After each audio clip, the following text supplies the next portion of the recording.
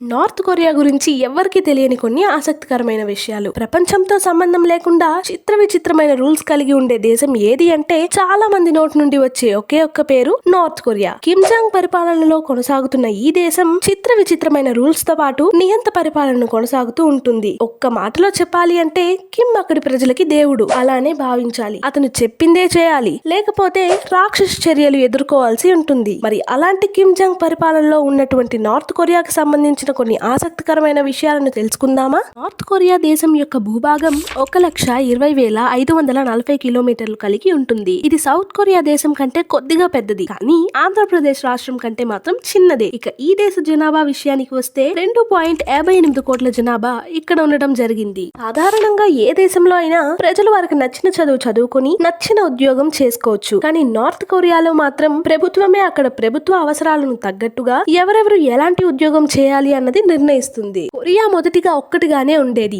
కానీ జపాన్ పాలిత ఆధీనం నుండి విముక్తి పొందడానికి ఈ దేశానికి అమెరికా మరియు సోవియట్ దేశాలు సహాయం చేశాయి. అలా సహాయం చేసిన రెండు దేశాల వలన ఇవి రెండు భాగాలుగా విడిపోయాయి. సౌత్ కొరియా మరియు నార్త్ కొరియాగా ఏర్పడ్డాయి. ఆ తరువాత నార్త్ కొరియా కొంత సౌత్ కొరియాలోని భూభాగాన్ని ఆక్రమించింది. దానితో ఈ రెండు దేశాల మధ్య మనస్పర్ధలు వచ్చి యుద్ధం కూడా జరిగింది. ఆ యుద్ధంలో 2 లక్షలకు పైగా ప్రజలు మరణించారు. అప్పటి నుండి సౌత్ కొరియా మరియు నార్త్ కొరియాలు శత్రు దేశాలుగా మారాయి. నార్త్ కొరియా కరెన్సీ మన ఇండియా కరెన్సీతో పోల్చుకుంటే చాలా తక్కువ. మన ₹1 విలువ అక్కడ 12 వన్ల పైన ఉంటుంది. అక్కడ కరెన్సీని వారు వన్లుగా పిలుచుకుంటారు. నార్త్ కొరియాలో ఏ దేవుడిని పూజించకూడదు, ఎందుకంటే అక్కడ అందరూ ఆ దేశం యొక్క నియంతనే దేవుడిగా గౌరవించాలి, పూజించాలన్నమాట. అంటే ప్రస్తుతం మన కిమ్ జాంగ్ మామనే వారికి దేవుడు. నార్త్ కొరియాలో ఎన్ని దారుణమైన రూల్స్ ఉన్నప్పటికీ అక్షరాస్యత విషయంలో మాత్రం బెస్ట్ అనే అనిపించుకుంటుంది. ఇక్కడ అక్షరాస్యత రేట్ వచ్చేసి 100% ఉండడం జరిగింది. అంటే ఇక్కడ ప్రజలు ప్రతి ఒక్కరూ కూడా చదవగలరు మరియు రాయగలరు. సాధారణంగా చాలా దేశాల్లో మేల్ పాపులేషన్ ఎక్కువ, ఫీమేల్ పాపులేషన్ తక్కువ కలిగి ఉంటుంది. కానీ నార్త్ కొరియాలో మాత్రం ఫీమేల్ రేషియోనే ఎక్కువ. అక్కడ 100 మంది అమ్మాయిలకు గాను 95 మందే అబ్బాయిలు ఉండడం జరిగింది. నార్త్ కొరియాలో ఒక ప్రశంసించదగ్గ అంశం కూడా ఉంది. అదేమిటంటే ఇక్కడ ప్రజల ప్రభుత్వానికి ఎటువంటి పన్నులు కూడా చెల్లించవలసిన అవసరం లేదు. నార్త్ కొరియా మొత్తం జనాభా 2.5 కోట్లు అని మనం ఇంతకు ముందే చెప్పుకున్నాం కదా. కానీ ఈ 2.5 కోట్లలో 2 లక్షలకు పైగా జనాభా అక్కడ జైలుల్లోనే బందీలుగా ఉన్నారు. ఈ జైలుల చుట్టూ అందులోని ఖైదీలు పారిపోకుండా కరెంట్ కంచె ఉంటుంది. నార్త్ కొరియాలో ప్రతి అబ్బాయి మరియు అమ్మాయి కూడా మిలిటరీలో వారి సేవలు అందించాల్సిందే. అబ్బాయిలు అయితే 18 సంవత్సరాలు దాటిన తరువాత నుండి 10 సంవత్సరాల పాటు అంటే 28 సంవత్సరాల వరకు, అమ్మాయిలు హై స్కూల్ చదువు పూర్తి చేసిన నుండి వారికి 23 సంవత్సరాలు వచ్చే వరకు ఖచ్చితంగా ఆర్మీలో వారి సేవలు అందించాల్సి ఉంటుంది. నార్త్ కొరియా ప్రజలు